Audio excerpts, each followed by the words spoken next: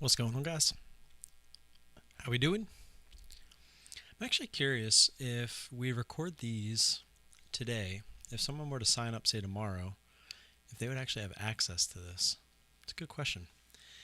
But it says only one of you are here. I know I actually got a message from two others saying they couldn't make it tonight. So is that one viewer here or is that me? Because when I hit participants, it only says me. But I don't think it usually counts me as a viewer. So if there is somebody there, let me know, because you are the only one here today. So you can kind of lead the way, lead the discussion. But if not, if nobody's here, I'll actually go ahead and kind of do my own thing, but it's not really what I was looking to do.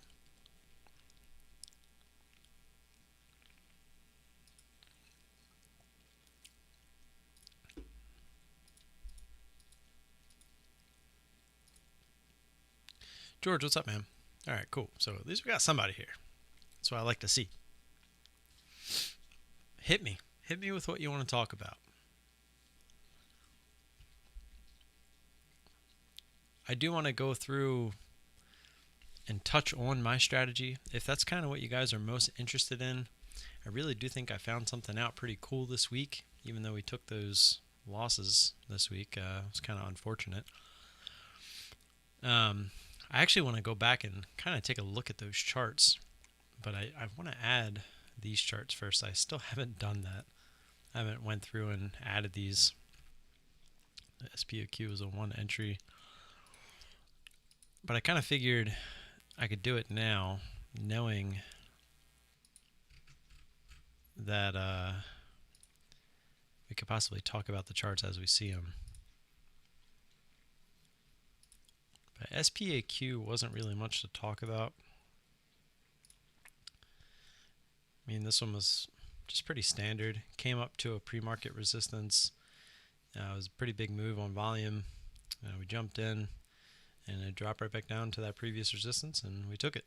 And as you can see, it popped back up on high of day and kind of did the same thing. So came back down even lower, but it ultimately, actually, I think this thing faded the rest of the day. Yeah. I remember that now. And then we had SAVE and NCLH, that's right. The airlines and the cruise lines, they were moving. This one was 3 entries, the other one was 2. Had some good backside adds here. That's the other thing I meant to add to the other one. So backside did not work on this one. Actually, yeah, it did. It did retest back down lower. So backside worked.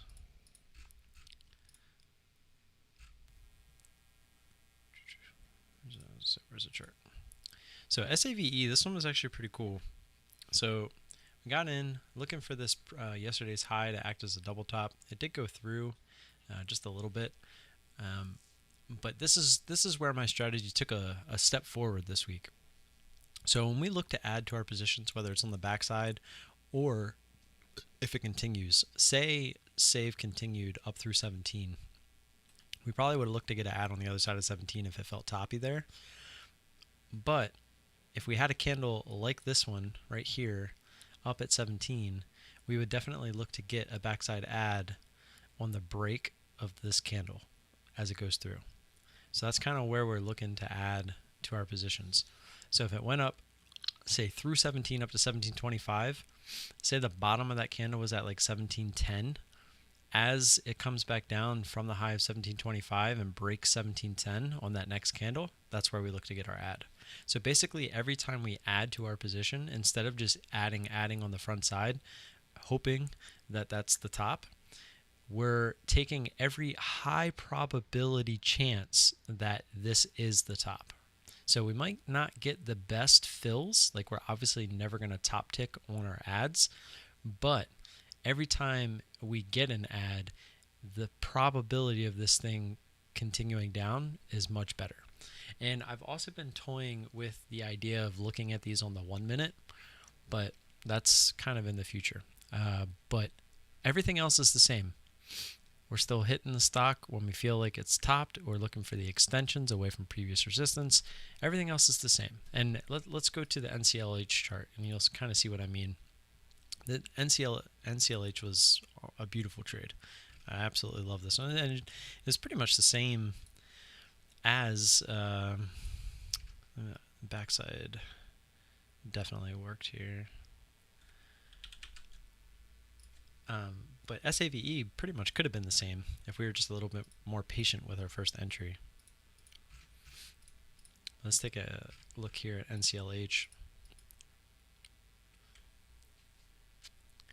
Well, George, I call that sloppy seconds for a reason. And I just don't feel like I'm at the point in my career where I can hit those ads, but that's a lot of people, that's their strategy. They let these pairs happen. They let them pull back. They let them make higher lows, and then that's where they get short. A lot of people, that's what their careers are made off of, is this bounce right here.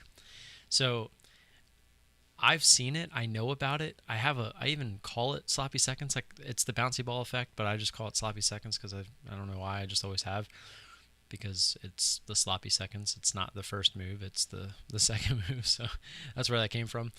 And I don't know. I think part of me, like, we'll use this chart as an example. I make such a good trade here on NCLH where if I were to add back into this trade, even if I took my whole trade off here, if I were to get back into this trade and say risk off high of day, I feel that it would be very annoying if it did go high of day and then I gave back everything that I had made here. And I think that it's definitely an emotional block, because it should really have no effect on, a new trade should have no effect based on a previous trade. And I feel, yeah, I know. Well, yeah, same difference, like partial and then add it back. But yeah, I think a lot of that is just, it's mental for me. It's mental that I could give some back or give more back than like if I just let my remaining 25% here go high of day against me, no big deal.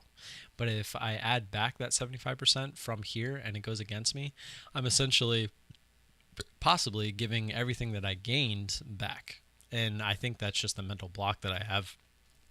And on top of that, it is much more likely for a stock to pull back, test previous resistance, and then continue higher, right? So if you're looking to add here, you would have to kind of apply the same rule.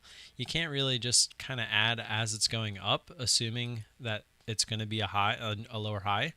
You'd probably have to look for what I just discussed earlier on SAVE, is look for it to make a candle, and then when it breaks that candle, you could get back into a trade there, risking off the top of that candle.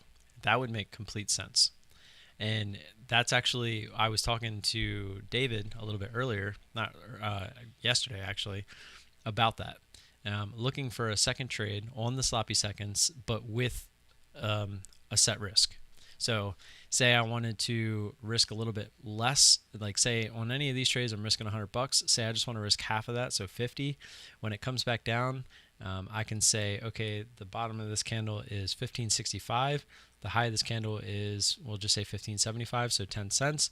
So I can take 500 shares, right? So if it hits the stop there, I stop out, I lose $50. But if it continues, you can make much more than that. And as you can see, this thing went all the way down here to the 1530s. So you're making 3 to 1 on that trade alone.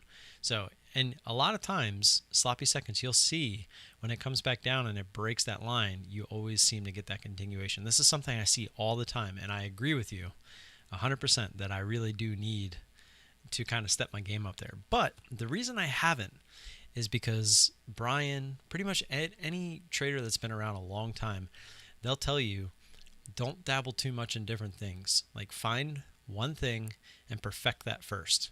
Find your bread and butter, make sure you're good at that, and then you can kind of start, bouncing out into other areas. What about second bounce, stop, loss, high of first bounce? Well, that is essentially what you're doing. If you were going to play this on basically the front side of the bounce, you would have to use Hive Day because there's nothing to go off of. But that's where I was saying, instead of looking to play it like you would the front side of a move, since it is a pullback and then obviously looking to be continuation, I don't think that's the best idea because a lot of times you're going to get most of the time, this is a very 50-50 trade. Sometimes you get the rejection, and then sometimes you get the test of highs. And then if you get to the test of highs, that's probably more 75-25 against you. That 75% that is probably going to at least attempt to break out, 25% that it'll reject and double top. So that's why I don't necessarily like the idea of trying to add to the front side of the bounce. I'd rather take a shot and just get a bad entry, not a bad entry, but just a lower entry with a little bit more confirmation. So that's what that would be I think that's what I would shoot for. And I think about this a lot. Like there's been times where I go to bed and I'm thinking, how can I make money off of that bounce? How can I make money off of that bounce after the para? Like that's what I have sleepless nights sometimes thinking about that stuff. But as you can see, this chart looked pretty much the same as SAVE as well. We just got a better first entry on it. And the resistance from the high from the day before was actually a much higher. But we jumped into this just because we were basically playing all the other charts. UAL, DAL, CCL, RCL, NCLH. They were all SAVE. They were all the same chart. So it didn't matter which one you were playing. They were all trading the exact same. And yeah, this one just looks better. But as you can see, we pretty much top ticked this one. And as it broke that candle, the same as on SAVE, we got to add there. And this one just broke down a lot better. It went right down to that previous resistance. And so we took off most of our position there. Then we got the nice ascending triangle. And yeah, that was that. Not the top. I meant the second bounce of the first bounce. Oh, so you're saying, let me pull out this thing. Problem with this is how far would it be from VWAP? Well, at that point you're almost at VWAP. You're talking about right here. Actually reminds me, let me turn the flux off again. Are you talking about those candles there?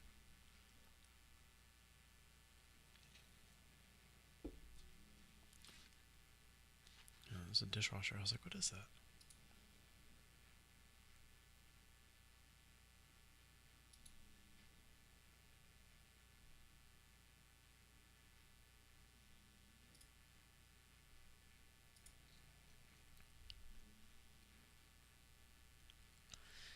Yeah. Let's see if we can find a better chart. I think I know what you're talking about, but let's actually, okay, I did that. Let me just go do the backside thing for SPAQ real quick. So the backside definitely would have worked, or would not have worked on this one because it went Hive Day. It's just another thing that I've been looking at recently. So what was a good one? I think SNAP was a good one. Was that one right at the bell? Yeah, so this might be a good one for you. I mean, VWAP's kind of right there too.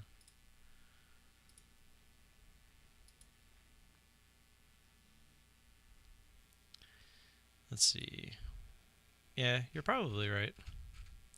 Sometimes I get out, yeah, like sometimes I'll get out before VWAP or like major areas. This one was actually pretty bad. I wish, what day was this?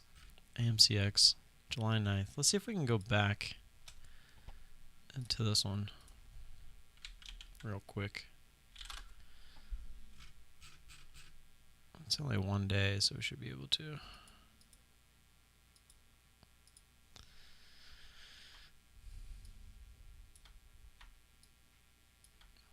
So, okay, make sure I'm on the right one. So we got the pop up here.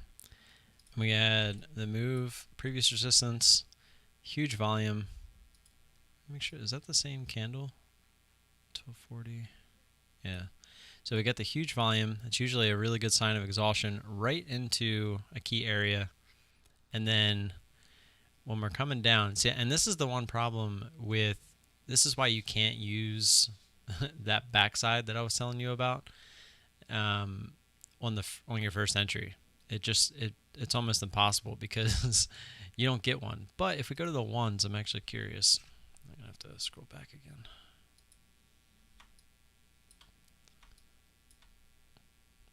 So on the ones, you actually could. It's pretty far down there, but you could. 2367. You could have jumped in on the break of that, which wouldn't have been too bad, right? Because then you're looking for the $0.50 as well. And then ultimately you're looking for something like previous resistance. Let's draw the fibs on there too, just out of curiosity.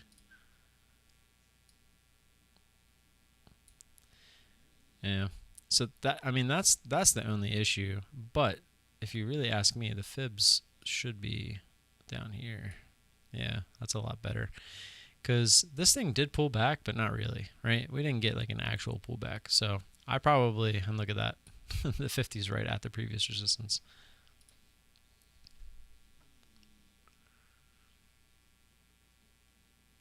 Real parabolic moves. Well, what was that one? Alt? Let's take a look at that. Something like this one.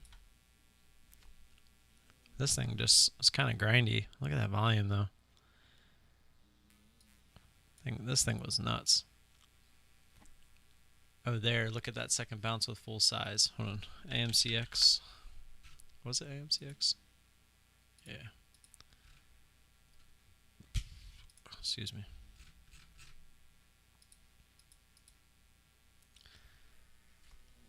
So you're saying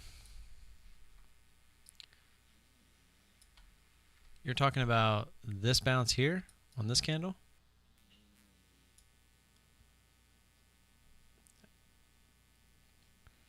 Because I mean, technically, 2350. So you're okay. So you're saying up, comes down, bounces up to 24, comes down, bounces up to 2350. You're saying that's the move back down to VWAP. Yeah, I see it. Yeah, I mean, that's a safe move. And you want to hear something crazy? This is actually where Devin from the Discord, these are the types of trades he likes. He likes to see a move come down, break an area, come back up and test that area, which as you can see, it was support here, broke it, comes down, uses it as resistance, and then he looks to jump in actually at the break of this level is usually, so he would be looking around 23, looking for this to continue down. So I don't think what you're saying is it's definitely feasible. Yeah, it's very close to VWAP, but in this case it would definitely prove us wrong. But I was going to say VWAP a lot of times doesn't get used as much as we think it does, but in this case it did. Let's try a different chart to see. Like, let's look at, what was it, alt? Trying to think of some of the ones that ran.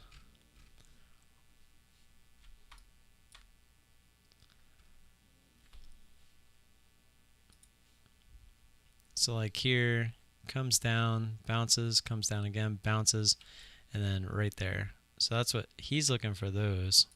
And he's looking for that move back down to VWAP, just like you said. So that's actually a pretty good one. So break from it's almost the full point. Later in the day on VWAP or on alt.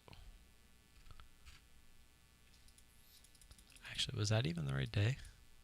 That was the day before. Oh wow, look at that move. But as you can see, I mean, even look at this. I mean, VWAP is kind of, I mean, it was used, but not really. Like, it kind of kept going through. I mean, I guess it was kind of used here. This thing just made some crazy moves.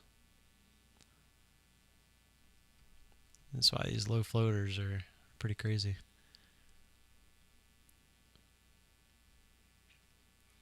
Are you trading similar to my strategy?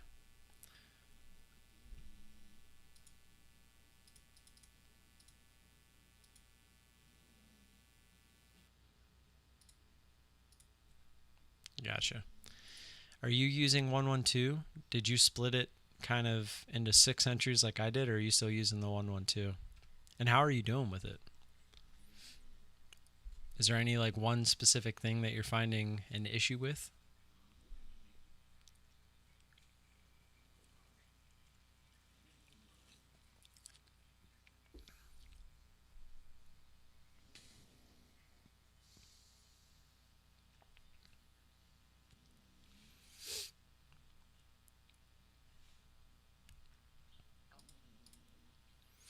Man, my kids ran me around today.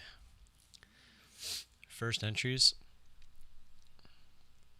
What are the parameters that you're using for your first entry?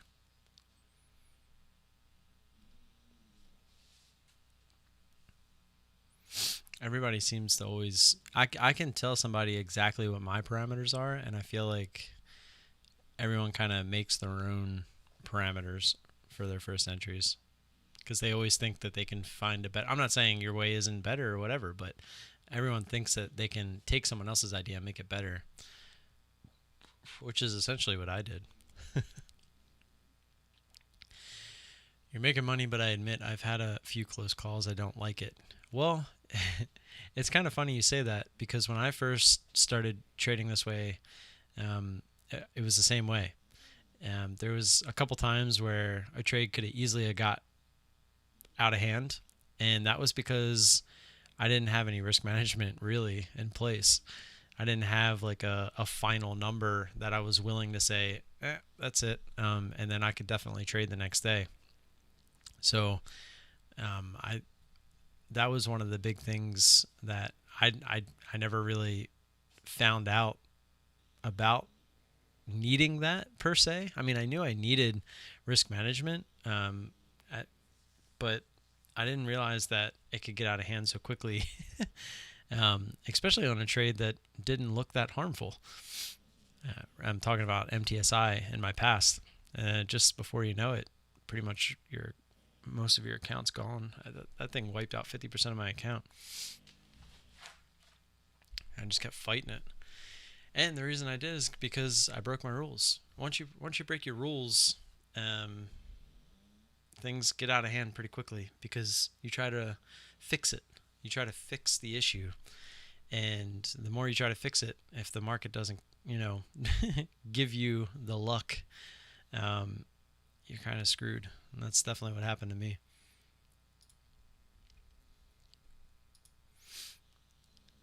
What were the close calls that you had? Were they something on your end? Was it the strategy was like too big a size? Like what happened exactly? Did you break some rules?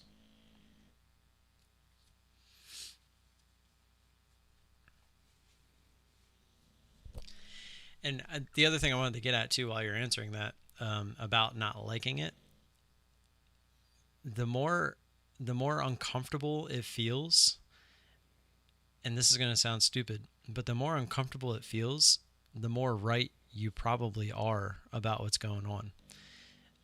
Brian, the owner of Intensity Stockwatch Scanners, he says this all the time, that if you go onto, say, like StockTwits, and you see the stock ALT getting absolutely hyped, or UONE, whatever those stocks are, but if you just see everybody, the 90%, talking about this one stock, the odds are that's probably a good opportunity to get in going the opposite way.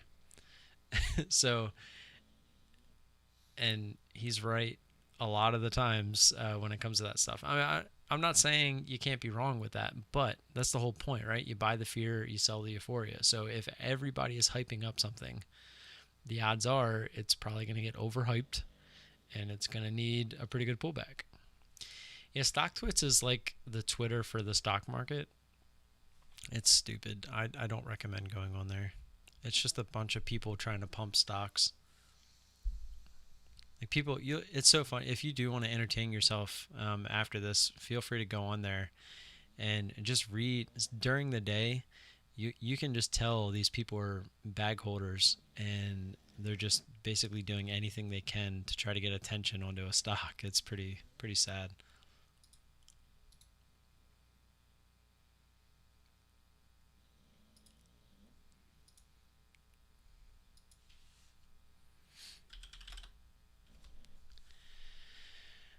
Um, for the most part, I know Vic in the room. He kind of trades more like Brian does, where he'll load the boat if he has to.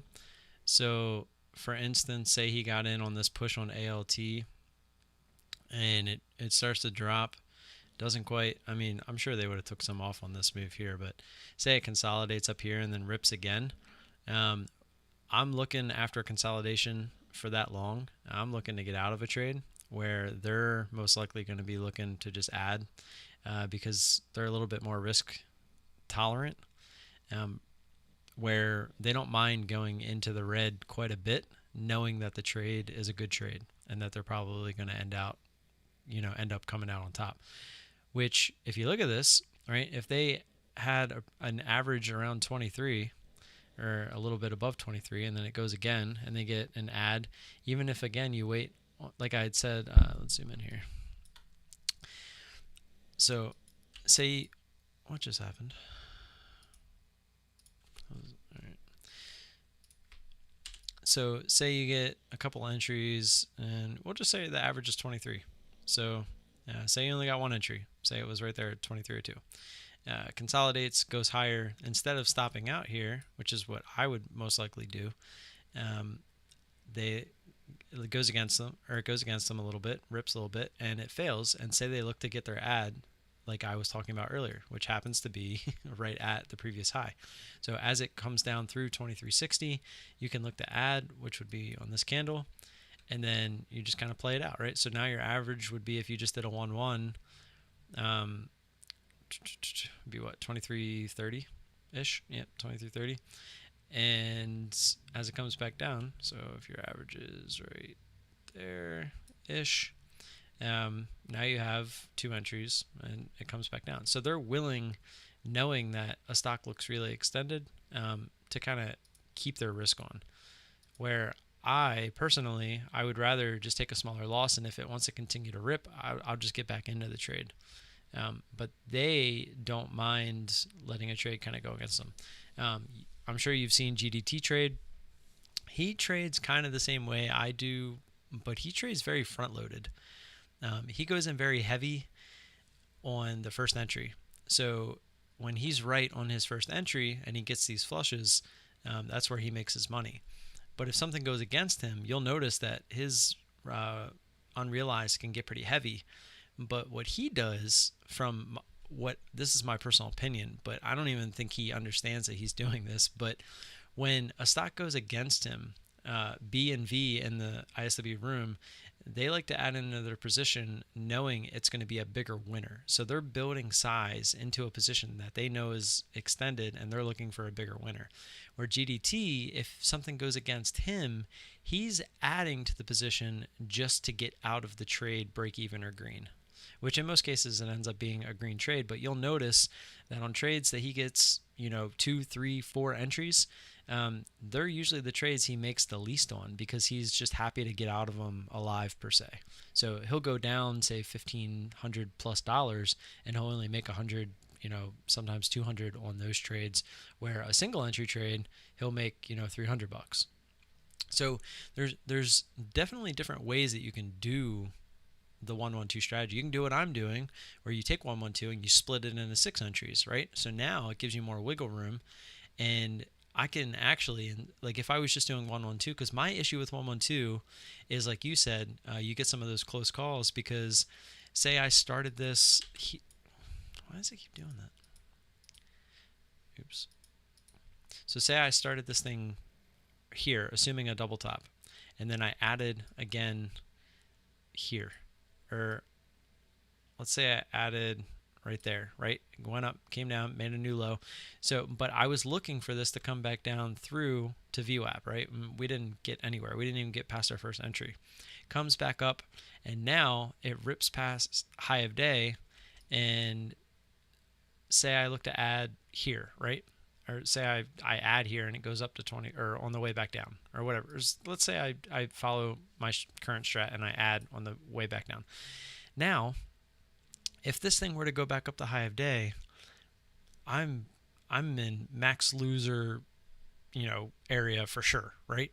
1, 1, 2, and it's going to go up to here, well above my last entry. I never felt comfortable even doing that. So that's why I don't mind just taking the loss if it goes too high of day, and then if it wants to go up and fail or whatever, then that sucks. But for every chart that you see do this, I can show you a chart that consolidates up above this area and then goes higher. So it is what it is. It's going to happen, and I believe alt actually does go higher, doesn't it? It just actually came down first. Yeah, so it did end up going higher. So everyone has just different risk tolerance. People, do you want to? Are you better at 1 entry? Are you better at 3 entries? Are you better at 6 entries? It all works. It's just a matter of how you want to implement it into your trading. So the reason I split it up into 6 entries is because I find that usually I'm pretty good at finding the tops, but I never have enough size. And when I only had 3 entries, I was very afraid to say right here, let's erase these lines again. So say I got that first entry here and then the second entry here.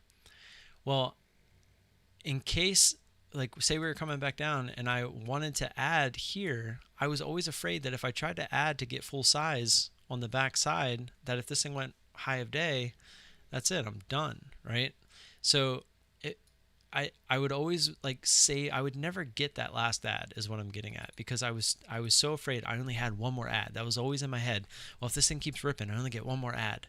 And then what? What happens if it keeps going then, right? Which I had a plan, right? You have a max loss in place. If it wants to keep ripping in your face, you have to stop out. But that's what I didn't want to do. So that's why I said, hey, what if I just take the same risk and I just split it in the 6? That'll give me a lot more wiggle room. So now, I did it again. It's making me click on the chart first. So now if I get an ad here, I can then get another ad here, and technically that's the first part of one. That's the first one of the 112, right? It's just split in the 2.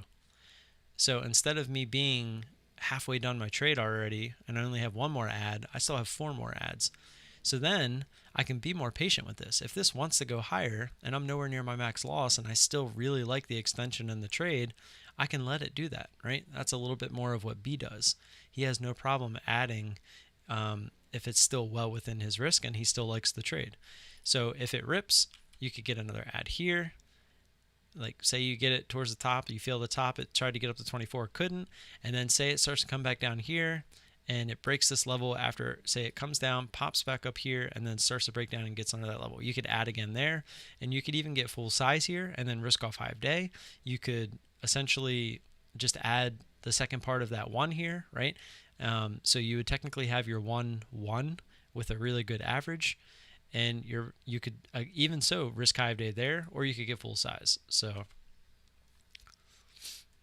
that's my point. I said the same exact thing. I would love to be in 50% of my position on the front side, and then I would love to determine if we're on the back side and then hit it with the rest of my shares, right? You are speaking my language right now. Because that's what I'm saying. If we can get in 50%, now say we hit this ad, right? Thinking it's coming down, it rips again. We still have those 2 more ads, right? But this is where I would say, let's let it go, let it make a high, and then we'll look to hit the backside. And then that's that, right? And then you have to just kind of risk off there, because now you're really extended, and if it's going to work, it's going to work. And that's where I differ from Brian. That's where a lot of people differ from Brian and Vic in the chat, because they are very, like I said, risk tolerant. They do not mind letting a stock just go absolutely bananas against them and just waiting it out. That's what they do. They'll sit there and they'll overnight stocks if they have to, just because like if they look at the daily, it has to look something like this where it's just extended to no means, and they just feel a pullback is inevitable.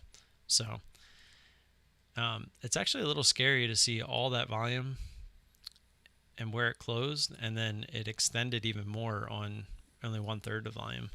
I would almost say that this thing is not done if I had to guess, but we shall see when it comes to that.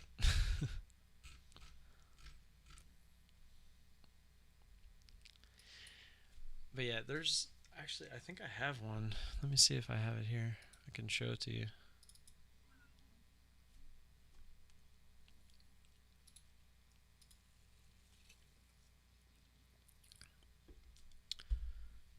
If it loads.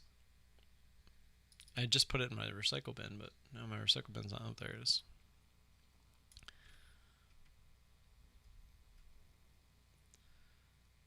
Wait. Yeah, this is, where is it? Oh, here it is.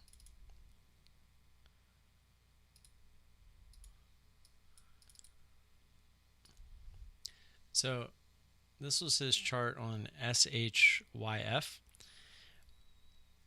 But as you can see, he got 3 entries. It tried to pull back, didn't, and it ripped again. So instead of cutting high of day, which I agree, this one probably wasn't worth cutting at high of day there. But this could have done this like another 3 or 4 times, and he would essentially keep hitting it on the way up. And then he's been doing this for 15, 16 years. He just knows that it's inevitable that a pullback's coming, even if it takes a little while. And that's kind of what he waits for. So, but he does things so differently, and his account can handle it. Where, let me just kind of give you an example. So using this alt move as an example. So if he traded starting here, say this is a 1, and then a 1 again, and then a 2, and then, and then on the back side, say it's coming back down, he'll hit it for 2 again. So 1, 1, 2, 2. So he's got 4 up here in the 2350 area and only 2 lots down here averaging around 23. So that pretty much means he's got his cost effective all the way up to where those 2 ads are, right? He's basically doubling his position at key areas as it keeps going. Say it pulls back, say it just consolidates in this area. It doesn't actually give this pullback, because he definitely would have taken profits on this pullback. But say it consolidates completely sideways after he gets that ad, and then it rips again. So 1, 1, 2, 2. Then up here, he's hitting this for 4, 4, and then probably 4 again, right? So now you have 12 lots up in this area over 24. You only have 4 lots here at 2350 and 2 lots all the way down here. So 2 and 4, that's 6. And then so he, not only doubled his position, basically he tripled his position. So his cost effective again is now all the way up here. And this is where being able to tolerate the risk and having a huge account, huge bankroll, whatever you want to call it, you can get away with that kind of stuff. And he does it. His win rate is astounding. And when you can just basically double your position, triple your position, when you're more convinced that a trade is about to work out, this is what happens, right? So now look at the size that he's built into this, and look at where his average is. Like, let's just do the math real quick. That is not what I meant to hit. Yep, big pockets, exactly. I'll explain it as we do the math. So what I'm saying is, let's say he starts this with 100 shares right here. So I need to see the price too. Make sure you can see that. Okay, perfect. So 100 shares at 22.84. Where's my numlock?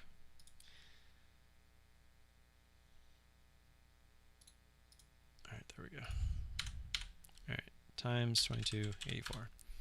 And then let's say he gets a second entry, another 100 shares at 23.27. Excuse me. And then we said he's doing 1, 1, 2, 2. So now when he adds up at the top here, 23.47, that's 200 times 23.47, and then another 200 at 23.58. And then remember I said we're acting like this consolidated. So these candles we're saying just went straight sideways and then we ripped again. So we're still like imagine these candles are all up here. Look how far away you are still from VWAP. All that is like right. You still got the extension is basically what I'm saying. Consolidates and rips yet again. So he would add again, but in lots of 4. So 400. So 100, 100, 200, 200, and then 400, 400, 400. Right. So 400 at 2402, 400 at 2416, and 400 at 2435. All right, so now I just have to add all of these together. Let's say plus 9664 plus 9608 plus 4716 plus 4694 plus 2327 plus 2284. So we got 43,033, and how many shares is that? 1, 2, 4, 6,000, 1,800. So divide that by 1,800, and his average would be 2390, basically 2391, like right under it. So if we come back over to the chart, 2390 is right there. It's actually, I don't want to change the color because I don't always change it. So 2390 is now his average. 3 times just because when it continues to run and he feels the top, and I mean look at this candle here and look at the kind of consolidation here, and then look at this candle, right? It's a bigger candle than all of these, and you can see the volume too. I know he takes volume into consideration, but I know that that's kind of what he's looking for. He's basically looking for the ramps, right? You had one here. This was a quick one, kind of ramped up again, so that's why we're looking to add into that. Comes down, consolidates, and the breakout again, it ramps through. So he's basically trying to feel the tops, and 2 of those adds are probably as it's coming back down. I'm just assuming that this top one, because he's pretty good at feeling the top, and he hits the ask a lot too. And if you look at most of his charts, like the one I just showed you before, I mean, he's pretty good at nailing the top for at least one. And see how he hit it 4 times up there instead of just the 3 on the first one? He tends, as the stock keeps going, he does everything he can to keep his average up. And like I said, if this thing did it again and ripped, he'd be looking to hit it for 8, 8, 8, or even just 8 and 8, right? Because 4, 4, and 4 is 12. So if he hits it for 8 and 8, that's 16. So he's still getting over double his position and bringing his average way up on a move that's just that extended. So like I said, playing it the way that he did here, his average would be here at 2390, all the way up here, all the way above this move up here. He started it all the way down here at 2284. So when this thing does finally give back, he now would have 1,800 shares if he started with 100, which I'm sure I know for a fact that he doesn't. He starts with more. But if he started with 100 shares, he'd have 1,800 shares at a price average of 2390. So say he just looked for it to come down to this consolidation here, and say he got out, we'll even use the top of this candle, 2307. So that would be minus 2307, 83 cents. We'll even take a little bit away from that. So, or we'll just leave it there, and times 1,800.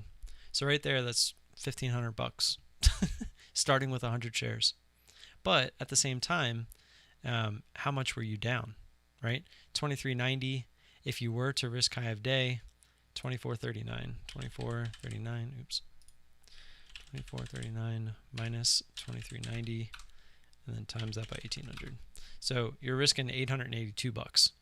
And I'm pretty sure if you're starting a trade with 100 shares, you're not looking to risk $882 on a trade, right? But that's what he does. He does not mind risking more, knowing the odds of him making much more as he builds a position, because he'll tell you the more the ones that he makes most of his money on are ones that he has to build a position into. It's just how it works. The ones where, like, if I bring up this SHYF, if this trade would have worked out right away on these first 3 entries, that's not going to be a huge, I mean, it's a nice winner. Look at it. It's obviously it's going to be a nice winner, but it's not going to be a huge winner. But if it goes against them and he adds more share size, he knows he's looking for these same areas regardless of if it continues or not. So if he gets these areas with more size, then he's golden, right? So that's just how he does it. But again, he's been doing this for a very long time and he has risk tolerance. And this all goes back to when you said you're making money, but I admit I've had a few close calls. I don't like it. He says he wants the stocks to beat him up. He wants them to whip him. That's the mentality that he has. He wants to get into fights. He doesn't want to fight the stocks, but he wants stocks to rip, and then he wants them to rip against them even more, and then rip against them even more. He doesn't want long consolidation periods and then rip, right? That's never good. That's why I said if it consolidated up here, that's different. But hopefully you can kind of get what I'm getting at. The more scared you are, the more probability that it's going to work out, if that makes sense. And that's why he says whip me, beat me up kind of thing, because the more he's getting beat up, the more emotional it is, the odds are it's about to work out in your favor, if that makes sense. Yeah, adding to a loser is definitely, adding to a loser can be much different. Like, take my MTSI for example. That was a losing trade that I kept trying to fix. That would be adding to a loser. But if you're building a position, that's completely different than adding to a loser, because you're not in a loser yet, right? It's not a loser until you hit the button to close your position, right? Until it's actually realized losses, it's not actually a loser. If you really want to get technical about it. But if your strategy is, if this goes against me and I'm going to build my position, add into my position, then it's completely the opposite of adding to a loser. You're actually, that's your strategy. So technically you're not in a loser until you deem it a loser as per your strategy. Yeah. B is only like an 85% win rate, but he trades very often. Like I said, he cuts trades like this one. If for some reason, say he started this thing like way down here for whatever stupid reason, which obviously he wouldn't have, and then it started doing this, he's most likely cutting this trade on this break up here. Just because he started it early. He probably built into a position. He was looking for this to break down. But the thing is, he would have fixed it right here. On this candle, he would have fixed it. Just like I told you, when he started here, he's fixing this trade up in here, right? He brought his average all the way up to 23.90. If he started this thing down here, he's fixing his average probably on this move. So when you get this pullback, he's fine. But there are times where he takes losses. There was actually just one on Friday that he took a loss. Oh, it was Roku. Because this thing it wouldn't pull back. He started this thing early on this candle here, and as you can see, there was absolutely no pullback. It went higher, and it never really fell back below that previous resistance here, right? It dipped through, but not really. But his average, I think, I don't know, but looking at his chart, I think there was an arrow here, and then here, and it tried to pull back. It didn't, and then he waited, and there was 2 arrows here. And then obviously, I guess it wasn't what he was looking for. I guess he was looking for more. And then this thing, as you can see, it just kept going. And I'm pretty positive he cut it right there. So he cuts a lot of trades. But the thing is, like I said, his trades where he doesn't get a lot of entries, he doesn't have a huge position. And a lot of times he'll reduce his positions when it's a move that he still likes. So he'll take a partial loser. Like, say on this one, It ripped before this pullback, but he felt like, okay, obviously it doesn't want to work. I'll just reduce and then I'll look to add higher. So he'll take those shares off, looking to add them back higher to bring his average back up. Brian, he's a different animal. He's definitely a different animal. But yeah, no, Brian does lose. He shares all of his trades every single day. In the ISW room, it's impossible for him not to, because he alerts his trades as he's taking them. So you can literally like follow along if you really wanted to, which sometimes I do. I won't take the trades with him. But there are sometimes I'll take a trade that he's in as well, because I think it's my trade, like it's my setup.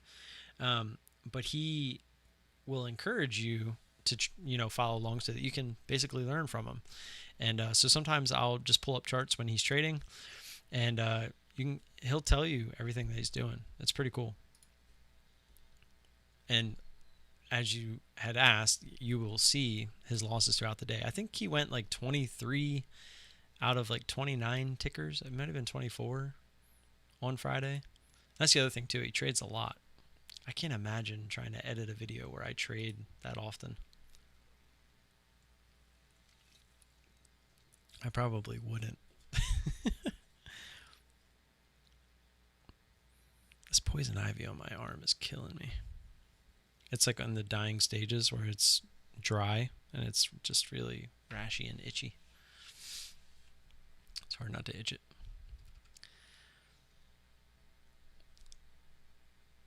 I'm going to leave the rest of this up to you, though. If you have any more questions, shoot them at me.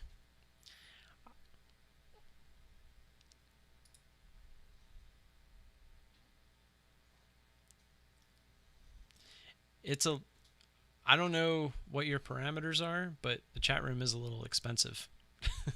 I will say that. He doesn't call it a chat room. It's not like your Ross Camerons, your Clay Traders, all those guys. It's not like a chat room where it's open to the public per se. I mean, it is, but it's not. It's hard to explain. He doesn't just let everybody in, and he charges a little bit more because of that, to protect himself from people coming in just to follow his alerts, because he is doing that, but he's doing it for more of an educational thing for the people that are in there to actually learn, right? So just want to warn you, it's not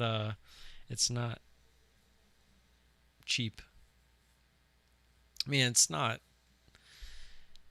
No, believe it or not, a lot of the people that join the chat room, they're only in there usually for like 3 to 6 months, because they learn what they needed to learn from the room, and then they'll keep using the scanners because it's kind of what you're doing in the first place, but just without the chat room. So they'll kind of downgrade to either like the platinum or the elite or whatever.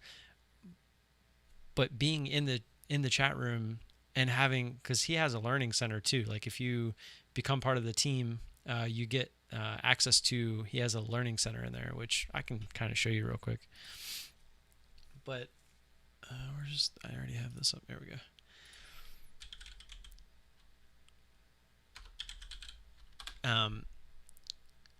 But the reason that some people will leave the chat room is because they've learned what they needed to learn from it. And I don't really know any other way to put it. That's really just how it is. But there's a good group of us in there. There's like 10 of us in there. We're like always in there. And some people, there's been 2 guys that actually left the room because of what I just said. They learned what they needed to learn, and then they actually came back to the room just to support Brian because of everything that they did for him, or everything he did for them, and just to be in the room, just to chit chat and stuff.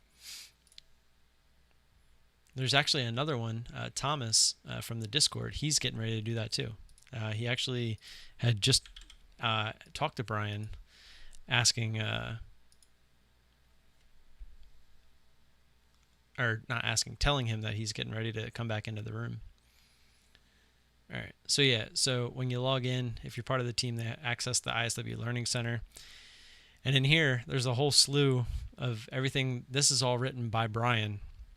This is where I learned a lot of what I know from the just from the basics to how he's looking at the intensity, how the scanners are kind of applying it, understanding just everything. The big thing too is there's one in here, the bifurcilliophoria. If this is kind of where you're struggling a little bit, this would be kind of a great section, which you can probably, well, you don't see it completely, but in here, it kind of just goes into showing you how to kind of deal with that. And like, again, you had said earlier, you're feeling that emotion. And like I kept saying after that, the more you're feeling that emotion, you're probably that close. You're like right there to where the trade's actually going to work out. Because usually when the emotions are really kicking in, that's usually when everything starts to happen. I mean, granted, it's not always the truth. You know that. But it is part of it. Like if, let's see, or let me just go full screen here. This chart is a good one. I've shared this on the channel before. But you'll see, like, it's just the general chart. Most traders buy here, right? They're FOMOing into the trade. That's the top. That's where all that volume, that's where you get the big volume spike. And then that's usually when you get the retrace. And then he just goes on to like show you examples and he starts explaining everything and all that good stuff. I mean, like I said, there's definitely a lot of value there, but. And Mark Douglas too, Trading in the Zone. That's a good emotional book. I know I've mentioned that before. If my stop loss per trade is 250, I'm going to try your 1-1-1-1-1 strategy and use your right side of chart range to determine the size entry. I actually really love doing, ever since I've done that, it's been amazing. It's so easy. I just pull up a chart, like Alt. I say we pulled up the chart. I zoom all the way out so it's a 2-day. I love being 2-day, like 2 days worth of info. So that way I can see what it did the day before. Come on, there we go. And that's my scale right there. So right here I would see it's a dollar scale. Hit the button, good to go. It's that simple. What was the other one? AMCX. Pull that up, see it's 50 cents. Boom, 50 cents. So and one thing I noticed, if you're using DOS, see how far apart these lines are? That means that you're solid in that 50-cent range. But let's see, if we scroll in, see how right here on this specific time, see how close those lines are to 10 cents? So that means if we scroll out just a little, see how they got even closer? And then it switches over. So when you start to see in real time, these lines get really small, it means you're about to click to the next one. So account for that. And then as you can see, I like to scroll out. It's always better to be safe to me. That way you're never gonna overshoot your risk. Because the worst thing you can do is be zoomed in like this, and it's 2-cent range. Right? But look at the real range this thing has. Like even just from the day before. If we zoom in here, this thing made a move where it was 50 cents. Right? Let's go, let's see if we can do that. So even right here before that next candle, it was at 25 cents. Like if I scroll out, it's already 50 cents just from that. But if I move forward, just these candles, look at that. So just be careful, because if you zoom way in, you can get in trouble that way. And also, technically, it's not 1-1-1-1.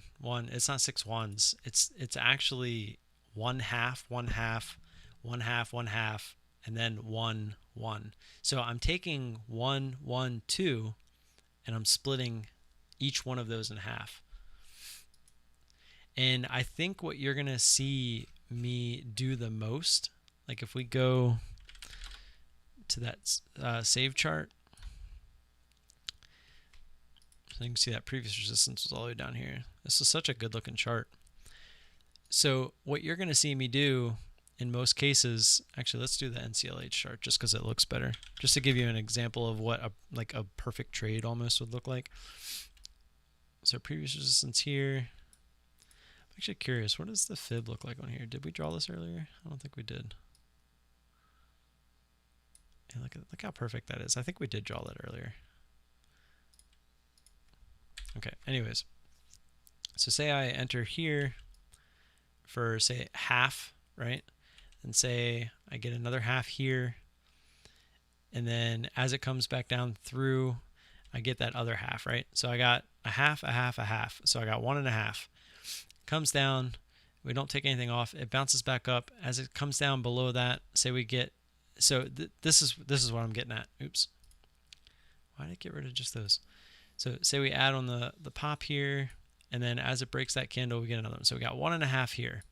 Average probably somewhere around like 1565, 1570, if I had to guess.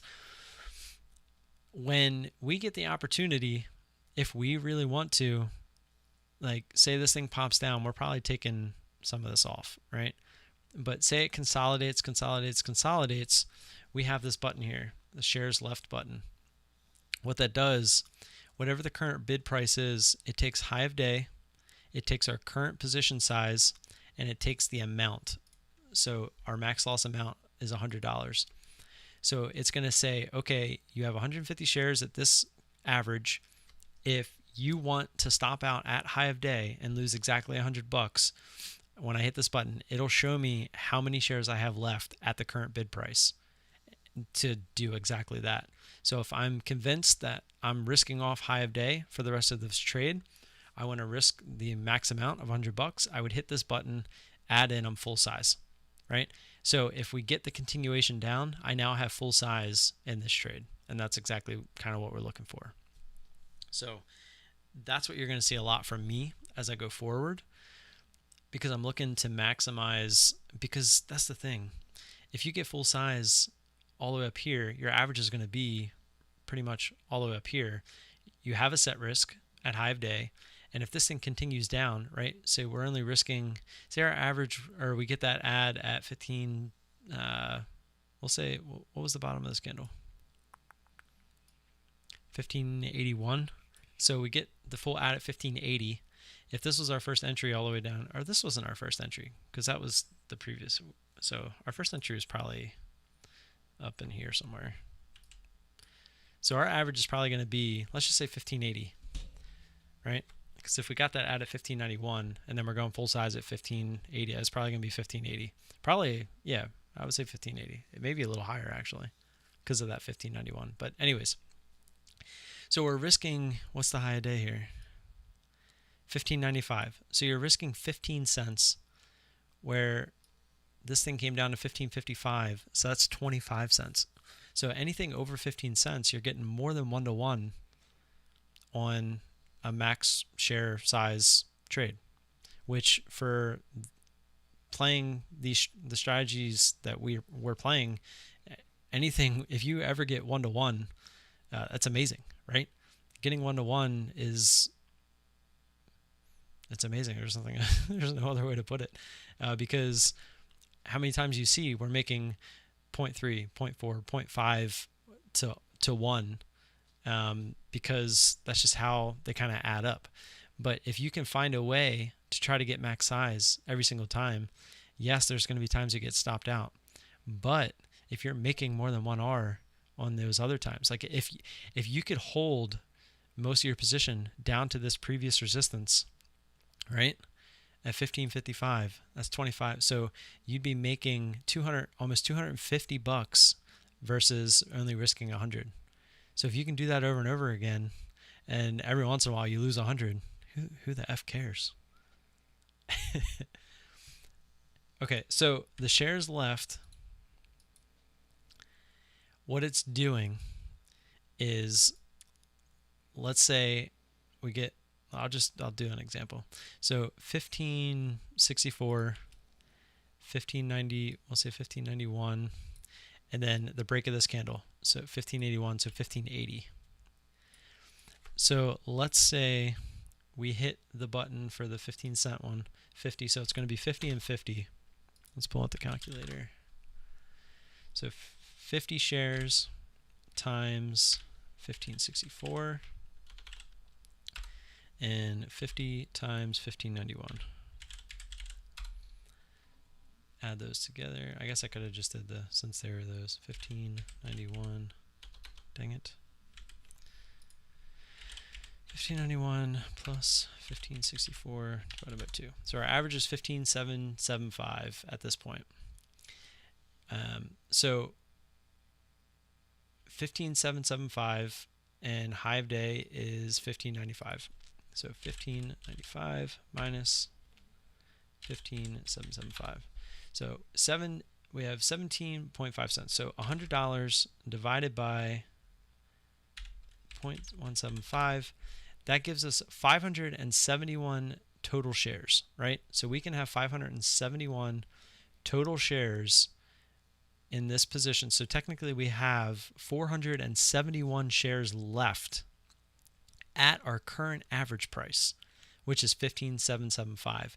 So as this is coming back down, if we added 471 shares at 15,775, when it goes back to high of day, we would lose exactly $100 or very close to it.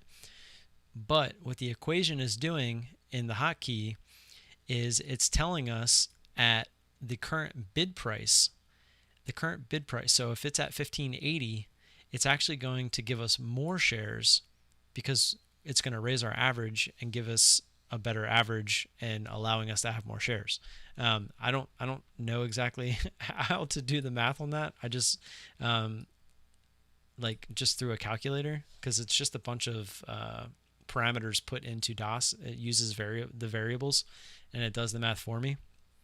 So that's how it works. So when you hit that button, it's going to tell you. So if we hit it 1580, it's probably going to give us close to, I would say since there was 471, it's probably going to be 500. Yes, I have tried it. So what it does is when I click this button, it's going to put my current share amount in here. So it would be 100 since we had 50 and 50. And then over here in the display, it's going to put how many shares left at that current bid price that you could take for it to stop out at high of day for $100. And yeah, I've used it. I actually went back in a couple of my videos where I've hit the button. I haven't actually used it. I've just tried the button to make sure it works. But I actually haven't done it on a trade. That's why I'm getting ready to. This is something brand new. This is actually something I came up with last week. So it's something I'm very interested in using. And the other thing too is right next to it, you see I have cover 1R.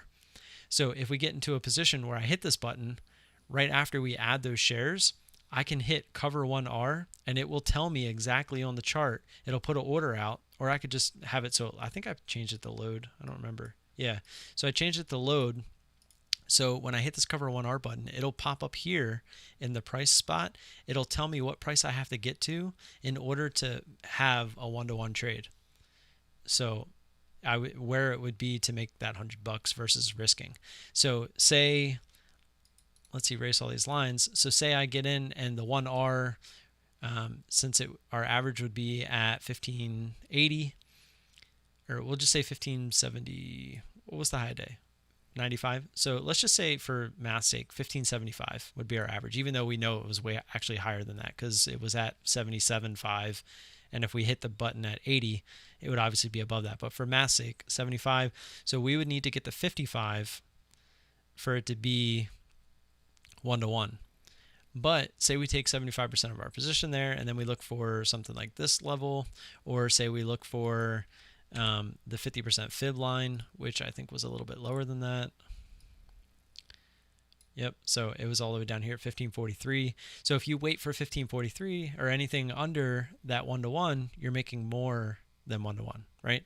So it's two pretty cool buttons to have, which I obviously am more than willing to share with you if you want them. And just so you know, the ISW chat, if you are actually interested in, it's to me it sounds expensive, but to some people they might think it's worth it, like as a tuition thing. But it's $250 a month. So just so you know, I know other chat rooms out there like Ross and those, you can, I think it's like 150. but you're not getting one-on-one attention like you would here, because we keep this room very small on purpose, because we don't want it to be flooded, and we're not looking to do anything like those other chat rooms do. It's really just it's a chat room for us to gather and continue to get better. It's not a chat room to bring in, extra money. So, I mean, it does, right? Of course, but there's a reason you don't see Brian does not sell himself, right? Brian is not on YouTube like a Ross or a Clay or whatever selling himself. He very well could be. He shows us all his charts, all his entries. Like, he could easily sell these scanners way more than he does, but he built the scanner for him to use it, and he got to a point where he's making enough money that he wanted to share. Like, that's his story behind it, that he wants to try to help others do what he does. So, and you can tell he's a very humble guy, answers any questions you have. That's the other thing about becoming part of the team. He talks to anybody. If you reach out to him on Twitter, he's actually in Discord now too. He loves talking. Like, he loves talking like we're talking right now. He loves talking strategy and just trying to make everyone around him better. But I think that's really all I have as far as kind of my strategy is. Not much has changed. The only thing that changed is how we're looking to get our ads. Like I said, we're looking for those candles here, and we're looking to add underneath them. I think that's a really high probability way of getting ads. And then we're looking to start to get more max size on trades that we're convinced we found the top, right? And that's why we made that button, so that we can start taking some actual risk to make some actual money. So, yeah, of course, man. It's the whole point of this. You should know by now. I don't hide anything. I'll share anything that I can legally tell you, I will. I mean, there are things, in contracts and stuff like that I can't say, but it's not much. Like, people will ask me how much I make from CMEG and ISW and stuff like that. Like, that is part of the contract. I can tell you it's not a lot, but I can't tell you exactly how little it is. What's up?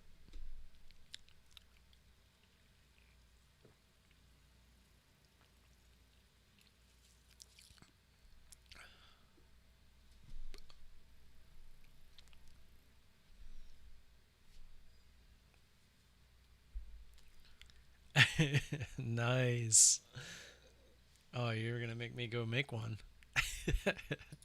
Do you already have the rum and the pineapple juice? This soda is like sitting funny in my throat.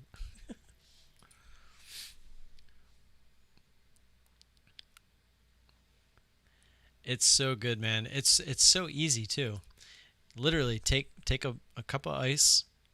It's 25% rum. Use pineapple rum if you have it. It makes it so much better. I use regular rum just because I've been making the drink forever. That it's fine. But if you use pineapple rum, it's even better. Pineapple rum, blue curacao, which you have, and then pineapple juice. So it's 25% the rum, 25% the blue curacao. So it's 50% that, and then the rest of it is just pineapple juice. And it should come out a nice blue, like a blue, almost like a bluish green, but it should be more blue than green. If it starts to turn too green, it's too much pineapple juice, and it's going to be a little sweet.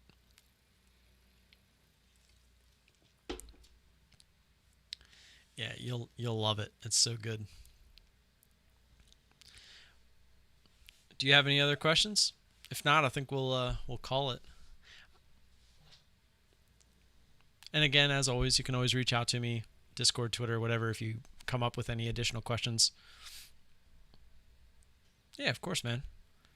That's what these are all about. I love doing this because I want you to start asking. Not start, you already are, but I love these because it's not just me trying to teach, right? It's us coming together trying to make it better, right? That's the whole point of this. Let's get better. It has nothing to do with I'm better than you. You're an idiot. Let me tell you how to do it. No, that's not how we work here. But you see that. At least I think you do. What do you think of the little dollar bill next to your name? I was looking into um, like something different, maybe something a little bit more prominent, but I haven't really found anything I like.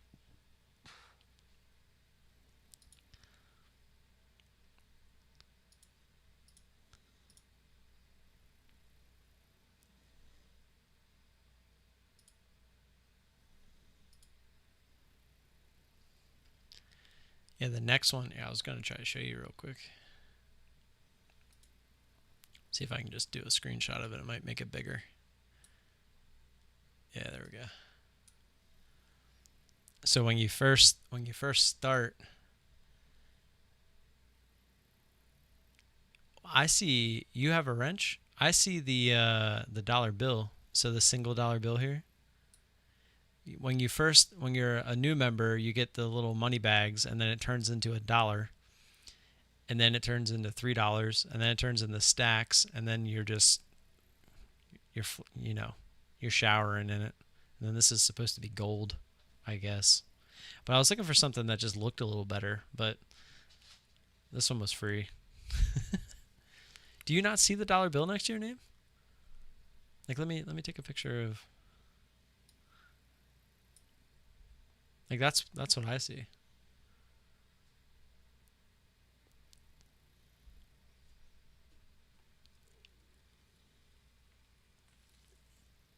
Okay. I was like, hey. But all right, well I'm gonna get out of here. Like I said, if you have any additional questions, feel free to find me. And we'll get to it. But enjoy. Man, it feels so much. My kids were home from school yesterday, so yesterday I guess felt like the normal Saturday, and then today kind of felt like Sunday. So it's weird that tomorrow is still Sunday. So enjoy your Sunday. I hopefully will enjoy mine, and then I'll see you Monday.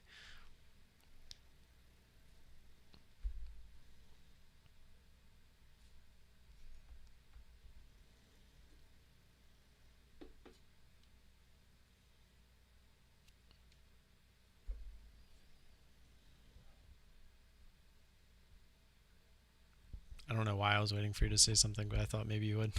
All right, man. See you. Peace.